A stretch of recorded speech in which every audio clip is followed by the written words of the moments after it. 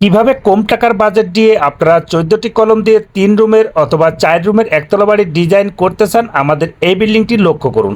এখানে আছে 3টা বেডরুম, 2টা টয়লেট, একটি সিঁড়ি রুম এবং কিচেন ডাইনিং স্পেস অসংখ্য মানের। এই বিল্ডিংটার এতটুকু কাজের জন্য কত টাকা খরচ হয়েছে এবং ছাদ পর্যন্ত কাজ করতে কত টাকা খরচ আসতে পারে তথ্যগুলো জেনে নিতে পারবেন আজ এই ভিডিওর মাধ্যমে। ওয়েলকাম এভরিওয়ান, আসসালামু আলাইকুম। দেশ ও প্রবাস থেকে যে যেখান থেকে দেখছেন ভিডিওটি না স্কিপ করে পুরোপুরি দেখে যাবেন, আপনাদেরই কাজে লাগবে। আপনারা চাইলে এ ধরনের সুন্দর স্বপ্নের একটি বাড়ি করতে পারবেন। সবারই স্বপ্ন থাকে আমরা একটি বাড়ি করব। অনেকেরই বাজেট থাকে, বাড়ি করার জায়গা থাকে না। সেক্ষেত্রে কিভাবে অল্প জায়গা অল্প টাকার মধ্যে একটি বাড়ির স্বপ্ন দেখতে পারবেন এবং করতে পারবেন। আমাদের এই বিল্ডিংটার দৈর্ঘ্য আছে 36 ফুট, প্রস্থ আছে 36 ফুট, ছাদের স্কোয়ার আছে প্রায় 1300 এবং বিল্ডিংটার জমি লেগেছে প্রায় 3 শতক। আপনারাও চাইলে এ ধরনের 3 শতক জায়গার মধ্যে 14টি কলম দিয়ে সুন্দর স্বপ্নের বাড়ি করতে পারবেন। আমাদের এই বিল্ডিংটার এতটুকু কাজের জন্য খরচ হয়েছে 8,50,000 টাকা এবং বিল্ডিংটার টোটাল ছাদ দিতে কত টাকা খরচ আসবে তথ্যগুলো জেনে নিতে পারবেন আজ এই ভিডিওর মাধ্যমে।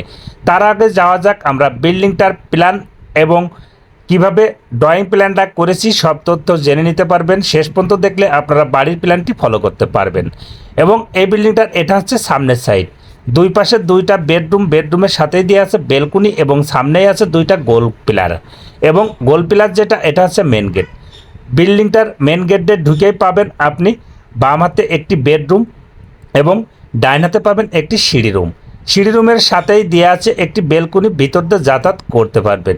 সেক্ষেত্রে আপনারাও চাইলে এ ধরনের সামনের 2টা বা কলম বাদ রেখে 12টি কলম দিয়ে আপনারা এভাবে 3 বেডরুমের একতলা বাড়ির ডিজাইন করতে পারবেন।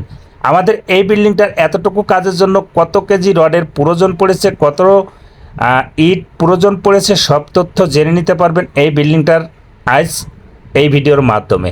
এটা হচ্ছে সামনে ঢুকে মেন গেট ঢুকেই পাবেন একটি খোলামেলা ডাইনিং স্পেস। পিছন পাশে দেওয়া আছে 2টা বেডরুম এবং 2টা টয়লেট, একটি রুমের সাথে একটি পাবলিক এবং মেন গেটে ঢুকেই পাবেন আপনি বাম পাশে একটি বেডরুম, তার পাশে পাবেন সিঁড়ি রুম, সিঁড়ি রুমের সাথেই পাবেন একটি কিচেন রুম, কিচেন রুমের সাথেই দেওয়া আছে ডাইনিং স্পেস। এবং আমাদের এই বিল্ডিংটার এতটুকু কাজের জন্য রডের প্রয়োজন পড়েছে 2200 কেজি। টোটাল বিল্ডিংটাতে রডের প্রয়োজন পড়বে 37 থেকে 3800 কেজি এবং বিল্ডিংটার এতটুকু কাজের জন্য 1 নম্বর ইটের প্রয়োজন পড়েছে 3 গাড়ি আনা হয়েছে ব্যাস পোতার নিচে এবং এতটুকু গাঁথনির জন্য। টোটাল বিল্ডিংটা ছাদ পর্যন্ত গাঁথনির জন্য 1 নম্বর ইটের প্রয়োজন পড়বে আপনার 6 গাড়ি অর্থাৎ 12,000 এবং বিল্ডিংটার টোটাল নিচ থেকে ছাদ পর্যন্ত পিকেটের প্রয়োজন পড়বে 5 গাড়ি অর্থাৎ 10,000। বিল্ডিংটা এভাবে যদি আপনারা একতলা কমপ্লিট না করে ছাদ দিতে চান সেক্ষেত্রে আপনার সিমেন্টের প্রয়োজন পড়বে প্রায় 350 ব্যাগ এবং যদি বিল্ডিংটা কমপ্লিট করতে চান সেক্ষেত্রে আপনার বিল্ডিংটার টোটাল বাজেট আসবে 22 থেকে 21 লক্ষ টাকা এবং এই বিল্ডিংটার টোটাল ছাদ দিতে অল কমপ্লিটে আপনার খরচ আছে 16 থেকে 15 লক্ষ।